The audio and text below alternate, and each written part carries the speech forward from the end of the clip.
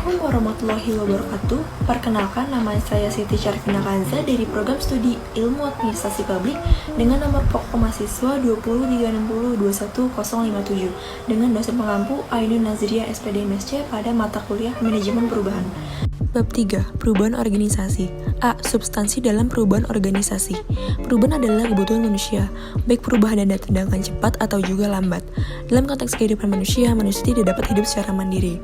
Manusia dituntut memiliki fitrah untuk tidak hidup berkelompok. Oleh karena itu, manusia akan lebih sempurna jika hidupnya berkelompok atau organisasi. Aksiomatik sosiologis menyatakan bahwa manusia adalah makhluk individu, makhluk sosial, dan juga makhluk Tuhan.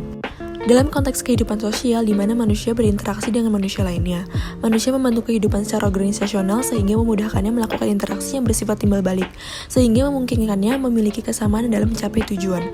Dengan adanya tujuan bersama tersebut, maka muncullah keinginan untuk setiap saat melakukan pembaruan dan perubahan sehingga secara efektif memenuhi kebutuhan masing-masing. Organisasi bagaimanapun tidak mungkin tidak akan melakukan perubahan. Perubahan berorganisasi di mana manusia yang berada di dalamnya dilakukan oleh manusia. Manusia tersebutlah yang menginginkan terjadinya perubahan dalam organisasi sehingga organisasi melalui kesepakatan bersama anggota-anggota dapat mencapai tujuan tersebut. Perubahan dalam organisasi bukan semata hanya untuk kepentingan organisasi, tetapi justru yang lebih berkepentingan adalah manusia yang ada dalam organisasi. B. Tujuan dan sasaran perubahan secara organisasional. Perubahan dilakukan untuk mengatasi krisis yang akan dihadapi organisasi, terutama krisis pada masa yang akan datang. Krisis dalam organisasi biasanya terjadi disebabkan karena kurang adaptifnya organisasi menghadapi berbagai perubahan, baik perubahan individual di organisasi, krisis interorganisasi maupun krisis yang disebabkan faktor eksternal organisasi. Krisis seharusnya tidak harus diartikan hanya berakibat negatif pada organisasi, terutama organisasi yang akan melakukan perubahan. Mengacu pada asumsi tersebut, dapat dikatakan bahwa perubahan memang dipersiapkan organisasi dapat secara antisipatif menghadapi krisis dan krisis tidak menjadikan organisasi menuju ke titik nol. Tetapi justru krisis di manajemen ini agar dapat memperkuat organisasi mencapai tujuannya dan dapat terhindar dari dampak negatif baik yang datangnya dari dalam maupun luar organisasi. Perubahan organisasi yang dilakukan secara terencana dan terukur akan menjadikan organisasi terhindar dari berbagai krisis negatif yang membahayakan eksistensi organisasi di masa datang. Apakah perubahan itu baik atau buruk merupakan suatu penilaian normatif yang harus dilakukan oleh semua individu. Artinya, semua individu dalam organisasi harus terlibat dalam melakukan perubahan. Walaupun perubahan itu sendiri bersifatnya top-down, perubahan dalam organisasi akan berhasil secara efektif jika sosialisasinya dilakukan secara menyeluruh sehingga semua jajaran organisasi memahami perannya secara utuh. C. Tahapan dalam melakukan perubahan. Tahapan dalam melakukan perubahan adalah bersifat krusial. Dikatakan demikian karena perubahan harus dilakukan dengan cara yang sistemik agar perubahan tersebut berlangsung secara efektif. Perubahan dapat dilakukan secara parsial dan dapat juga dilakukan secara holistotik atau disebut juga dengan perubahan sistemik. Regeluth menawarkan dua pola perubahan yang disebut dengan perubahan sistemik, yaitu 1. Piecemeal change, often called tinkering, which entails modifying something. 2. Systematic change, often called paradigm shift, which entails replacing the whole thing. Kedua pendekatan di atas merupakan alternatif jika keadaan memang mengharuskan demikian. Pendekatan yang mana yang akan dipilih tentunya berdasarkan kebutuhan organisasi dan dengan menggunakan analisis yang mendalam dan komprehensif. Tahapan-tahapan yang dilakukan melakukan perubahan yang bersifat strategis dilakukan secara terarah, memahami masalah, dan dilakukan secara terukur. Menurut Hartman et al., perubahan organisasi akan efektif jika dilakukan mengacu pada 1. The organization is moved from the current state to the future state. 2. The functioning of the organization is the future state meet expectation. It works as planned. 3. The transition is accomplished without undue cost the organization. 4. The transition is accomplished without undue cost the individual organization members. D. Tantangan dan perlawanan dalam melakukan perubahan. Perubahan dilakukan untuk memperbaiki keadaan yang dianggap tidak dapat dipertahankan karena mengurangi daya gerak sehingga membatasi akselerasi organisasi menghadapi situasi di masa yang akan datang. Perubahan merupakan sifat dasar manusia dan lingkungan. Sifat dasar ini bersifat imperatif dalam kehidupan manusia baik sebagai individu maupun sebagai kelompok yang terlibat dalam komunitas maupun organisasi. Perlawanan atau resistensi dalam bentuk apapun jangan dianggap sebagai bentuk kegiatan yang akan menghasilkan perubahan. Perlawanan terjadi karena berbagai faktor. Faktor ini seharusnya yang diidentifikasi sebagai bagian dari upaya mengeliminir perlawanan melakukan perubahan.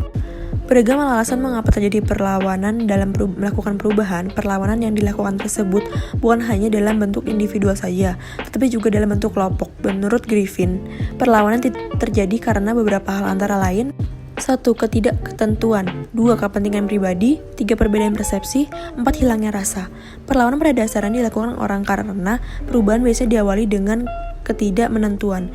Situasi ini akan membuat orang merasa tidak nyaman, apalagi jika proses perubahan berlangsung, membebaninya baik secara fisik maupun psikis. Strategi mengatasi perlawanan perubahan organisasi.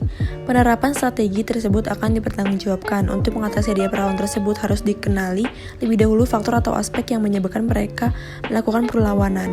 Perubahan yang dapat dilakukan melakukan perubahan manusia maupun perannya. Keduanya harus diintegrasikan ke dalam organisasi dan jangan sampai menjadi sesuatu yang asing bagi organisasi.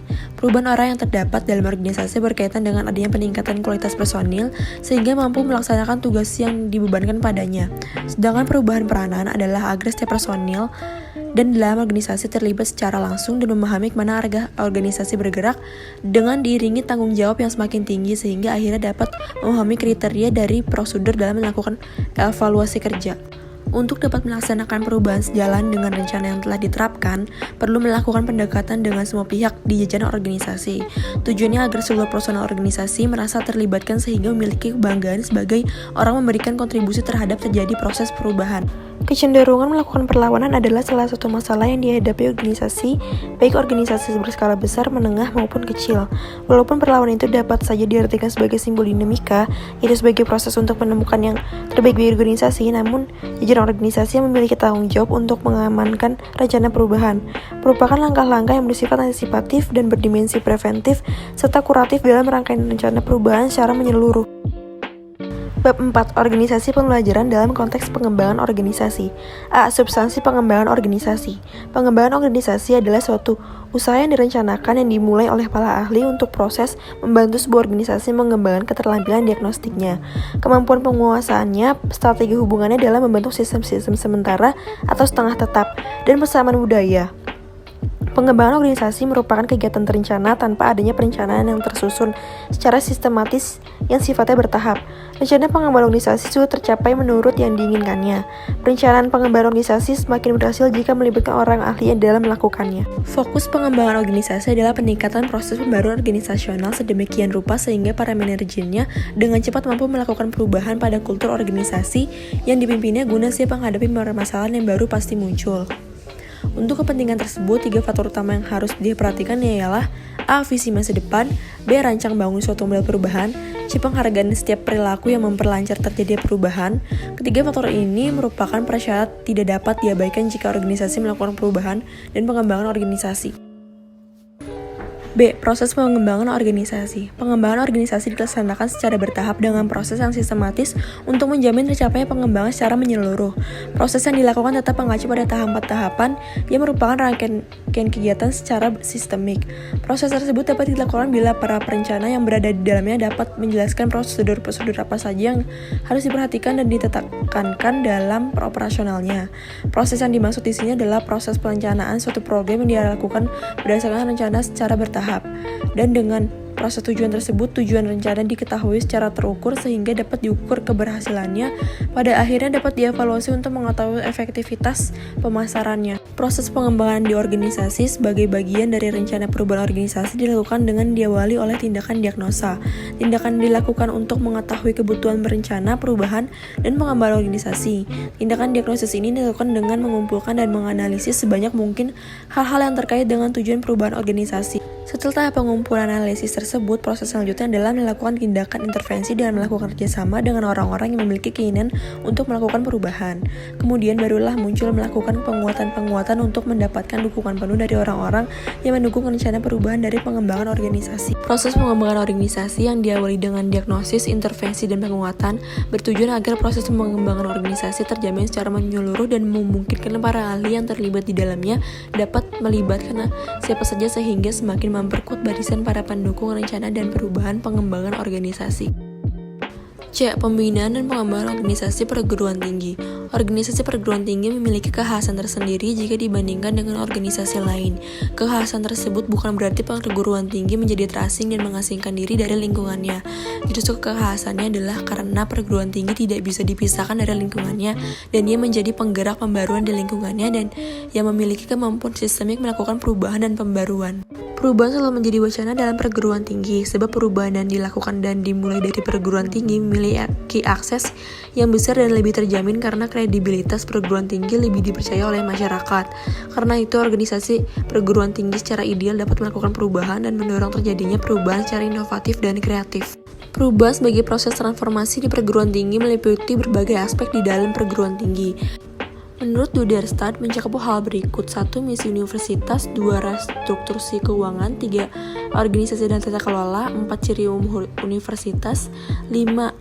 Transformasi intelektual, dan 6. Hubungan dengan konstituen eksternal, dan 7. Perubahan budaya. Sistem dalam organisasi mencakup sistem filosofi, manajemen, dan analisis.